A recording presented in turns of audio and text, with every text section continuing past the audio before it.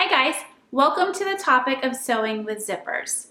This month we are going to go over sewing with zippers at a smaller doll scale.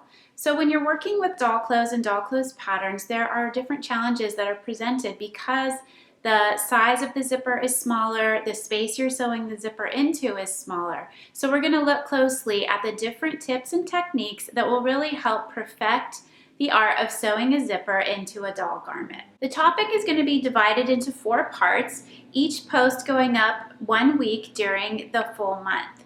So in week 1, we're going to look at an overview of how to use a zipper foot, the parts on your sewing machine that you would need to swap out to work with sewing with zippers, and then some basic supplies that you can use to assist you while you're sewing with zippers. Then we're also going to take a look at how to put in an invisible zipper. This is the most commonly used zipper in the sewing patterns that we've produced. It's the easiest, in my opinion, to sew in and use, and it works great with your doll clothes garments. Then in part 2, we are going to touch on and look at sewing with separating zippers. So these types of zippers you're going to find in jackets and hoodies. They unzip all the way and open up entirely. So they separate at the top and at the bottom of the zipper. So we'll take a look at working with those, where to find those, and then also how to make them the proper size for your piece. So a lot of separating zippers for doll garments will come in 5-inch, 6-inch, or 8-inch lengths, and sometimes you might have one that's not the exact size that you need.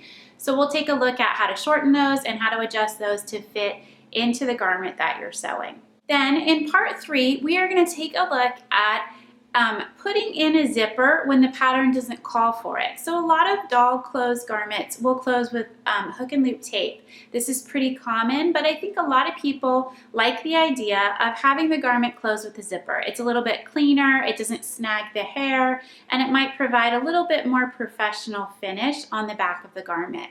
So we'll take a look at an existing pattern that's set to close with hook and loop tape and has seam allowances in the pattern for that, and then we'll look at how to modify that to work with a zipper closure. Then we'll wrap up the course with a quick look at sewing a basic closed-end zipper as well as a lapped zipper. We'll also provide you with a consolidated list of resources and supplies for all your doll sewing zipper needs. This will be a really great resource for you, and it'll assist you along the way with a variety of projects, so you'll never be left stranded with not the right supply or the right technique to get the job done. All right guys, well, we've got a lot to go over and a lot to show you, so let's jump on in and get started.